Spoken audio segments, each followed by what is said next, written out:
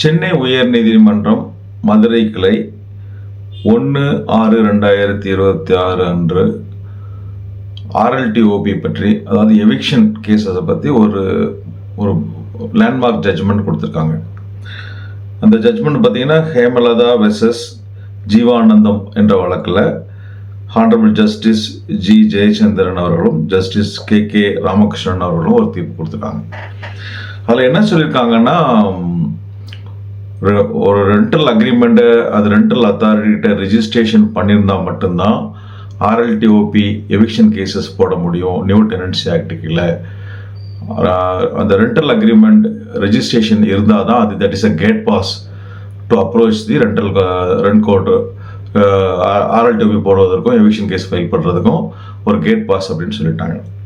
இதனோட கான்சிக்வன்ஸ் என்ன, இதனோட விளைவுகள் என்ன தான் இந்த வீடியோவில் பார்க்க போகிறோம். வணக்கம், நான் உங்கள் ரஷ்யா கேலி. ஒரு டீட்டெயில் வீடியோ இதுக்கு முன்னாடி போட்டிருக்கேன். இப்போ இதோட கான்சிக்வன்ஸ் என்னன்றது மட்டும் தான் இந்த வீடியோவில் நான் போடுறேன். கான்சிக்வன்ஸ் என்னன்னு பார்த்தீங்கன்னா, இனிமேல் யாராவது நீங்கள் RLTOP எவிக்ஷன் கேஸ் போடுறதா இருந்தால் நீங்கள் அந்த உங்கள் ரெண்டல் அக்ரிமெண்ட்டை ரெஜிஸ்ட்ரேஷன் பண்ணியிருந்தால் மட்டும்தான் அதை கேஸை போட முடியுமே தவிர, அது போட அந்த ரெண்டல் அக்ரிமெண்ட் ரெஜிஸ்ட்ரேஷன் இல்லாதவங்க கேஸ் போட முடியாது. இப்போ இந்த சட்டம் வருவதற்கு முன்னாடியே டெனண்டாக இருந்தாங்கன்னா அவங்க போடலாமான்னு கேட்டால் அவங்களும் போட முடியாதுன்னு சொல்லி இந்த ஜட்ஜ்மெண்ட்டில் சொல்லிட்டாங்க. ஸோ நீங்கள் டெனன்சி இந்த ஆக்ட் நியூ டெனன்சி ஆக்ட் வர்றதுக்கு முன்னாடி இருந்தாலும் சரி, வந்த பிறகு இருந்தாலும் சரி, ரெண்டு பேருமே அந்த ரெண்டல் அக்ரிமெண்ட் ரெஜிஸ்ட்ரேஷன் போடலைன்னா புது கேஸ் எதுவும் RLTOP எவிக்ஷன் கேஸ் ஃபைல் பண்ண முடியாது. நம்பர் 1. இப்போ ஏற்கனவே போட்டிருந்தவங்க நிலைமை என்ன அப்படின்னு பார்த்தீங்கன்னா, ஏற்கனவே ஜட்ஜ்மெண்ட் அதில் கொடுத்துட்டாங்க, அதை பற்றி கொடுத்துட்டாங்கன்னா அந்த ஜட்ஜ்மெண்ட்டை எது ரீஓப்பன் பண்ண முடியாது அப்படின்னு சொல்லிட்டாங்க. சரி, ஏற்கனவே கேஸ் ஃபைல் பண்ணியிருக்காங்க, கேஸ் பெண்டிங்காக இருக்குது, அவங்க நிலைமை என்ன அப்படின்னு சொன்னால், அவங்களுக்கு அவங்கள பற்றி என்ன சொல்லியிருக்காங்கன்னா அந்த ஜட்ஜ்மெண்ட்டில், அந்த மாதிரி கேசஸை நீங்கள் ரெண்டல் அக்ரிமெண்ட் ரெஜிஸ்ட்ரேஷன் பண்ணலை, அந்த ஒரு காரணத்துக்காக இந்த கேஸை டிஸ்மிஸ் பண்ணக்கூடாது அப்படின்னு சொல்லி டிஸ்மிஸ் பண்ணக்கூடாது. அதை மெரிட்ஸில் என்ன இருக்குன்னு பார்த்து சொல்லுங்கன்னு சொல்லியிருக்காங்க. ஸோ இதுதான் இந்த ஜட்ஜ்மெண்ட்டினுடைய கான்சிக்வன்சஸ். இப்போ நிறைய குழப்பங்கள் வருது. இப்போ பார்த்தீங்கன்னா, இப்போ ரெண்டல் அக்ரிமெண்ட் போடுறாங்க, ரெஜிஸ்ட்ரேஷன் பண்ணிட்டாங்க. இப்போ அந்த ரெஜிஸ்ட்ரேஷன் பண்ணி அந்த அக்ரிமெண்ட் வேலிடிட்டியாக இருக்கும்போது கேஸ் ஃபைல் பண்ணால் ஓகே, கேஸ் அட்மிட் பண்ணிடுவாங்க. இப்போ ரெண்டல் அக்ரிமெண்ட் போடுறாங்க, ரெஜிஸ்ட்ரேஷன் பண்ணிடுறாங்க, அந்த டைம் முடிஞ்சு போகிறது, அதுக்கப்புறமும் டெனன்சி கண்டினியூ ஆகுது, இந்த ரினியூவல் பண்ணலை. இப்போ ரினியூவல் பண்ணாதவங்க அந்த சமயத்தில் கேஸ் போட முடியுமா, RLTOP போட முடியுமா அப்படின்னு கேட்டிங்கன்னா, இப்போ அது ஒரு கேள்விக்குறியாக இருக்குது. இப்போ இந்த ஜட்ஜ்மெண்ட்டை பார்த்தீங்கன்னா ரெண்டல் அக்ரிமெண்ட் ரெஜிஸ்ட்ரேஷன் பண்ணவங்க தான் கேஸ் போட முடியும்னு சொல்கிறாங்க.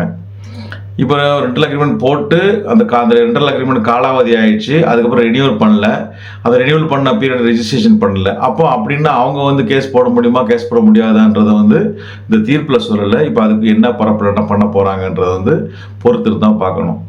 ஸோ அப்போ அவங்களுக்கும் இதே இந்த ஜட்ஜ்மெண்ட்டில் சொல்லப்படி அவங்களும் அந்த ரினியூவல் பண்ணியிருந்தா தான், ரெண்டல் அக்ரிமெண்ட் முடிஞ்சதுக்கப்புறம் காலாவதியான ரெண்டல் அக்ரிமெண்ட் பண்ணவங்களும் ரினியூவல் பண்ணி அது வேலிடிட்டியாக இருந்தால் தான் கேஸ் போடுவோம் அப்படின்னு சொன்னாங்கன்னா, அப்போ லேண்ட்லார்டுக்கு அதெல்லாம் ரொம்ப ஒரு தர்ம சங்கடமாக ஆயிடுச்சு. ஸோ பொதுவாகவே பார்த்தீங்கன்னா இந்த ஜட்ஜ்மெண்ட்டுக்கு அப்புறம் ஒரு விஷயம் நல்லா தெரியுது. இந்த நியூ டெனன்சி ஆக்டில் ஒரு பெரிய ஃப்ளா, ஒரு பெரிய மிஸ்டேக் இருக்குது. இது லேண்ட்லார்டுக்கு ஒரு ரிலீஃப் கொடுக்கணும், குயிக்காக கேஸ் போட்டு எவிக்ஷன் பண்ணுறதுக்கு வழிவகை பண்ணணும்னு சொல்லி அதுக்காக தான் அந்த சட்டமே கொண்டுட்டு வந்திருக்கீங்க. ஸோ அதை பண்ணிவிட்டு அவங்களுக்கு அதை ஒரு பர்பஸை சொல்லிவிட்டு அதுக்கு பண்ணுனா நீங்கள் ரெண்டல் அக்ரிமெண்ட் ரெஜிஸ்ட்ரேஷன் பண்ணியிருந்தா தான் தரணும்னு புதுசாக ஒரு கண்டிஷன் கொடுக்குறீங்க.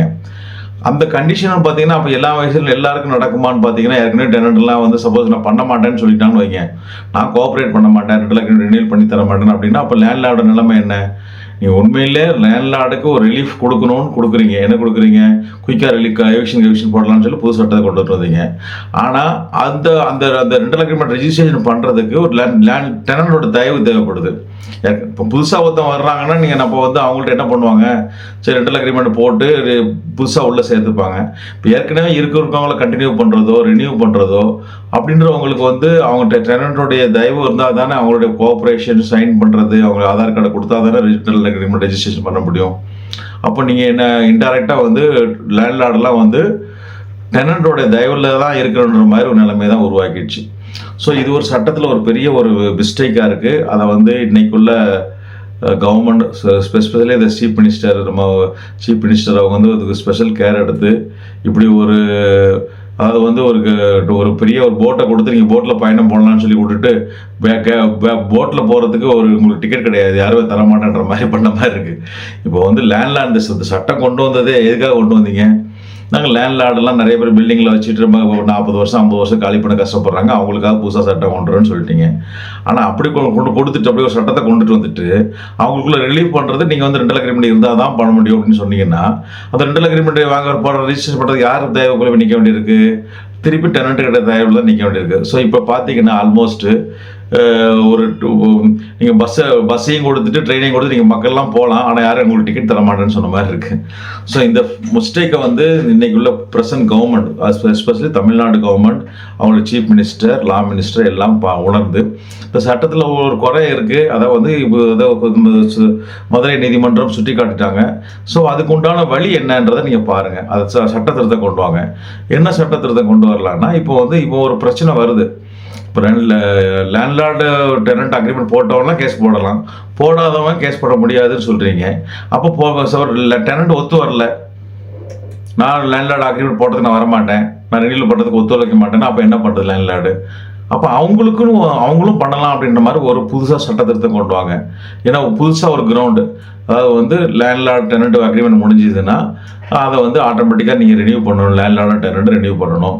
அப்போ அந்த சமயத்தில் லேண்ட்லார்டு வந்து நாங்கள் ரெனியூ பண்ண வாங்கன்னு ஒரு நோட்டீஸ் பண்ணி கொடுத்தாங்கன்னா அதுக்கு டெனண்ட் ரெனியூ பண்ணுறதுக்கு மறுத்தாலோ இல்லை அக்ரிமெண்ட் போடுறதுக்கு மறுத்தாலோ இல்லை ரெஜிஸ்ட்ரேஷன் பண்ணுறதுக்கு கோஆப்ரேட் பண்ணலானாலோ அதை ஒரு கிரவுண்டாக வச்சு காலி பண்ணலாம் அப்படின்ற மாதிரி ஒரு ரிலீஃபை கொடுத்தீங்கன்னா ஆட்டோமேட்டிக்காக இந்த பிரச்சனையெல்லாம் சால்வ் ஆகிடும். இது என்னுடைய ஒரு சின்ன கருத்து. இந்த இன்னைக்குள்ள சிஎம் கொடுக்குற ஒரு சின்ன ஐடியாவை கூட எடுத்துக்கலாம். அதை ஏற்றுக்கிட்டு நீங்களும் பாருங்கள், ஒரு சட்ட திருத்தம் கொண்டு வாங்க. ஏன்னா சட்டம்னு ஒரு பாஸ் பண்ணிட்டீங்க, லேண்ட்லார்டுக்கும் டெனண்ட்டுக்கும் உள்ள பிரச்சனையை தீர்வு பண்ணணும், அதுக்கு குயிக்கான ரிலீஃப் கொடுக்கணும்னு ஒரு சட்டம் பாஸ் பண்ணிட்டீங்க. சட்டத்தில் ஒரு பெரிய குறை இருக்குன்னு உயர்நீதிமன்றம் மதுரை உயர்நீதிமன்றம் சொல்லிட்டாங்க. இப்போ நீங்கள் என்ன செய்யணும்? கவர்மெண்ட் தான் இப்போ ரெஸ்பான்சிபிலிட்டி எடுத்துக்கணும், பொறுப்பெடுத்து சட்ட திருத்தம் கொண்டு வாங்க. சட்ட திருத்தம் கொண்டு வந்து இந்த சட்டம் எதுக்காக கொண்டு வந்தீங்க, என்ன ஆப்ஜெக்டுக்காக கொண்டு வந்தீங்க, அதை நின்று போய் நிற்கிறதுனால அதை உணர்ந்து ஒரு சட்ட திருத்தம் கொண்டு வந்து சட்ட திருத்தம் மூலயமா அவங்களுக்கு வந்து நல்ல தீர்வு, அதாவது இந்த பர்பஸ் எந்த ஆக்ட் எதுக்காக கொண்டு வந்தோமோ அந்த ஆக்டினுடைய பர்பஸ் சால்வ் ஆனோம்னா தேவையான சட்ட திருத்தம் கொண்டு வந்து மக்களுக்கு நல்லது செய்யணும் அப்படின்னு சொல்லி இன்றைக்குள்ள தமிழ்நாடு கவர்மெண்ட் எஸ்பெஷலி இன்றைக்குள்ள சீஃப் மினிஸ்டர் அவர்களையும் ஸ்பெஷலாக ரெக்வஸ்ட் பண்ணி கேட்டுக்கிறேன். இந்த வீடியோ மூலிமா மக்களே நீங்களும் உங்களுடைய கருத்தை சொல்லுங்கள், நான் சொல்கிறது சரியாக தவறான்னு நீங்களும் ரெக்வஸ்ட் பண்ணிங்கன்னா அது மூலிமா உங்களோட ரெக்வஸ்ட்டை வந்து இன்னைக்குள்ள சீஃப் மினிஸ்டருக்கோ இன்னைக்குள்ள கவர்மெண்ட்டுக்கோ இந்த வீடியோ ஃபார்வர்ட் பண்ணுற மூலயமா நீங்களும் சரின்னா இதுக்கு வந்து ஹெல்ப் பண்ணுங்கன்றது என்னுடைய ஹெல்ப் பண்ணணும் அப்படின்னு உங்களோட கேட்டுக்கொள்கிறேன். உங்களுடைய கருத்தை என்னன்றதை பதிவு பண்ணுங்கள். அடுத்த ஒரு நல்ல டாப்பிக்கோடு உங்களை சந்திக்கிறேன். அதுவரை உங்களிடமிருந்து விடைபெறுவது உங்களில் ஒருவன் ரஸியாக் அலி. நன்றி, வணக்கம். தொடர்ந்து நம்ம சேனலில் பாருங்கள். ரஸியாக் சட்டம் அறிவோம் என்ற ஒரு சேனலும் ரஸியாக் லா டியூப் அப்படின்ற சேனலும் இருக்குது. இந்த சேனலில் ஏராளமான பிளேலிஸ்ட் இருக்குது, அதுக்குள்ளே ஏராளமான வீடியோஸ் இருக்குது. உங்களுக்கு சட்டம் சம்பந்தமாக எந்த சந்தேகமாக இருந்தாலும் நம்ம ரஸியாக் சட்டம் அறிவோம் அல்லது ரஸியாக் லா டியூப் அப்படின்னு டைப் பண்ணுங்கள், நம்ம சேனல் ஓப்பன் ஆகும். அதுக்குள்ளே உள்ள உங்களுக்கு சம்மந்தப்பட்ட பிளேலிஸ்ட்டை கிளிக் பண்ணுங்கள், அதுக்குள்ளே உள்ள உங்களுக்கு சம்மந்தப்பட்ட வீடியோவை கிளிக் பண்ணுங்கள், பாருங்கள். உங்களுடைய சட்ட சம்மந்தப்பட்ட எந்த விதமான சந்தேகமாக இருந்தாலும் அதுக்கு உங்களுக்கு தேவையான விளக்கங்கள் அதில் இருக்கும். அதையும் தாண்டி உங்களுக்கு வேறு ஏதாவது சந்தேகம் இருந்ததுன்னா இந்த நம்பரை கான்டாக்ட் பண்ணுங்கள். உங்களுக்கு சட்ட ஆலோசனைகளோ இல்லை வேறு ஏதாவது உதவியோ தெரிஞ்சால் நேரடியாகவோ ஃபோன் மூலியமாகவோ உங்களுக்கு என்னோடய டைமுடைய அவைலபிலிட்டியை பொறுத்து சப்ஜெக்ட் டு மை அவைலபிலிட்டி உங்களுக்கு சட்ட ஆலோசனைகள் தரேன். அடுத்த ஒரு டாப்பிக்கோடு உங்களை சந்திக்கிறேன். அதுவரை உங்களிடமிருந்து விடை வருவது உங்களில் ஒருவன் ரஸியாக் அலி. நன்றி, வணக்கம்.